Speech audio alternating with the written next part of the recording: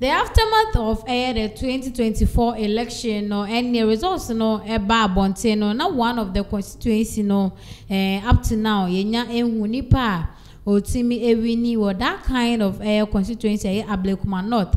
Now ukopiem Ablekuma North abato ni pesua so dia NDC for the O2 Franka Mano oyema me Rabna.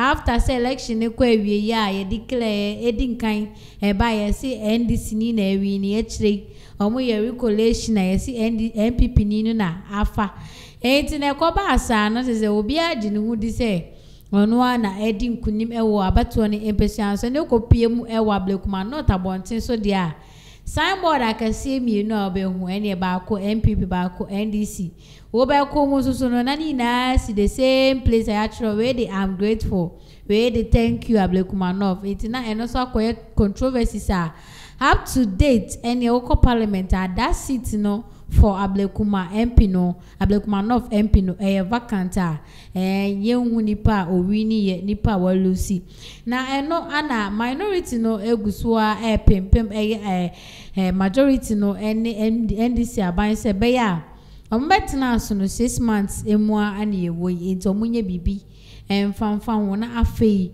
yehu nipa sa abato ni pesua no so no odi nkunim pote ewo honom na ana mashebedafo no gusua ede niema egu akwan mu na Bossman Asare our deputy electoral commissioner ekopie mu ewo parliament house yebisa ni nsemfo ba kumienu bi about Ablekuma North abatuo no se ne esiko ye na collation no kra eko say adenti na up to now no yenya results bia emfi honom ene nipa odi animu emma questions ni na ye toto emma no Haruna Idrusu oye education minister enso ebisa ne nsemfo bia o say so we isi ana so ye electoral commissioner o say sa ne ma we nyina ewo wonsano because professionals in the omo edisa adwuma no eti wontumi enka say ato aba na wie dada almost 7 months man ye koi Ablekuma North abato no just ye hu ni ti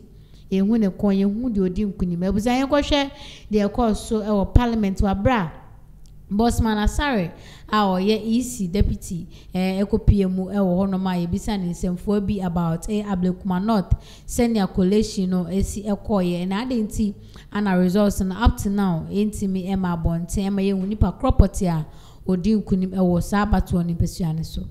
You declare results with outstanding 9 and you have the comfort to sleep and wait for 1 or 2 weeks or more to declare the rest.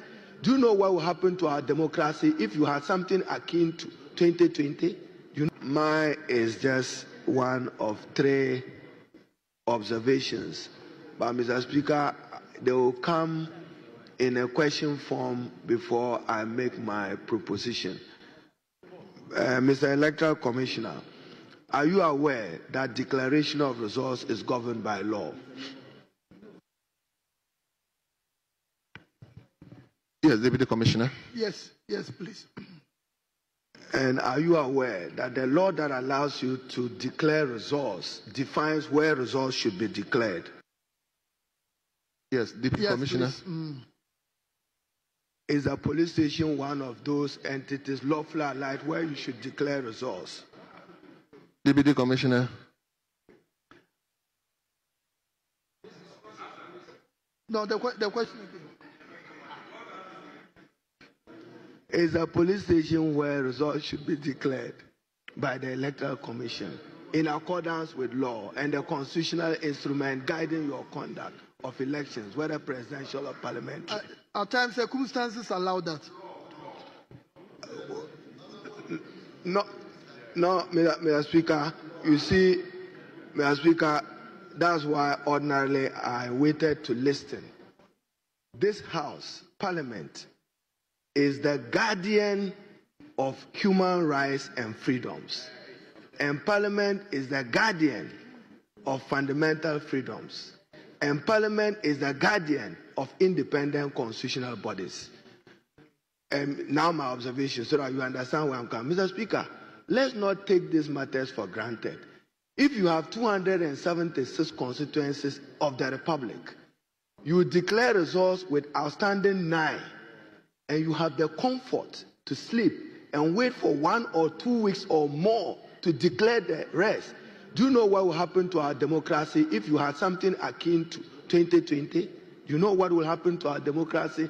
That you declare results and you have up to 9 constituencies. Regardless, I'm not interested in who won the seat, but you have an independent electoral commission.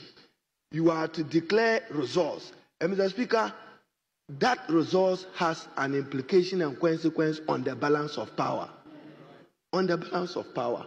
And the states, whether executive or parliamentary, assuming what would have happened to the country if we were not well behaved, that a certain portion of the population, one is aware that they have no elected representative in parliament, unacceptable. More so, they have to wait more than 30 days, 20 days for the electoral commission to do that. Mr. Speaker, it's about their integrity. For me, that's even shameful that today you are coming because Parliament have summoned you. What's the state of integrity of the commission? That you conduct an election and you want to hold on. Honorable Minister for Education, thank you. Thank you. I think appropriate time. No? Okay. Don't worry. Honorable members, it will be you. Honorable members, I have allowed him. So I have allowed him to speak because of his standing. But at least, honorable members, he has already asked 3 questions. He's now advising, and I think the commissioner was brought here to answer.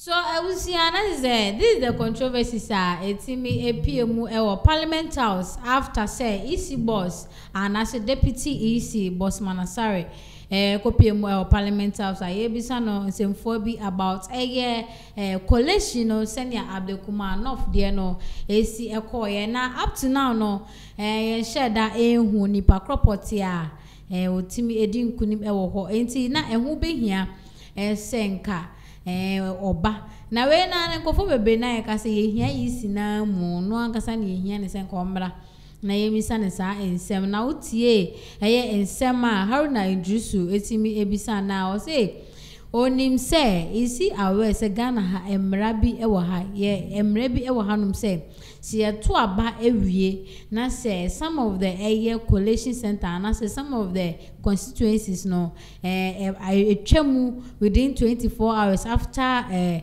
the results no na say nya declare e was say mutim bibi fa wan now no it's alleged say maybe senior nema AC kon ansha na Abdulkumar North ankasa no ya sanso ato aba foforo biem ewo honom in order to clear nipa otimi edin kunim because during election no say who follow ye tama no omobobo emma no de di kan ebaye no from Abdulkumar North na say maame erabna obino no ane di kan ba bontin say wadi kunim ewa abato ne na NDC for ni je pa omode ebohia no wabra sa results ne di kan ebaye na echire yomuso e was see a sign kind of foforo because and my money be FI ni so today they just say sound so recounting biem no mo recounting no ewie ya na fe dey ade na 10 yes ma me ekue free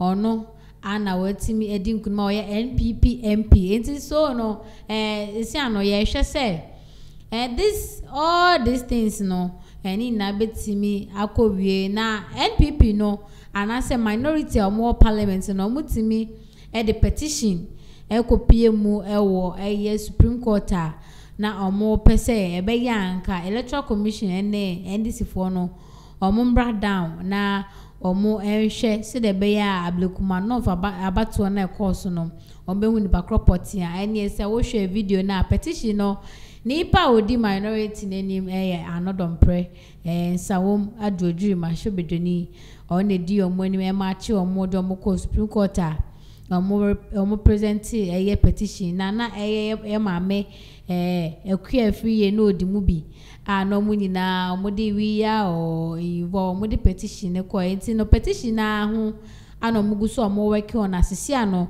yomotimi invite EC deputy chair amana be PM Parliament House ye bisa ne questions ni yehu fare ba be a ye abatoi etimi ekofa aya ye nya results bia up to now no enti ne se bibia efeche ba ye de baba besom ama won so hu ni a etue mu na eko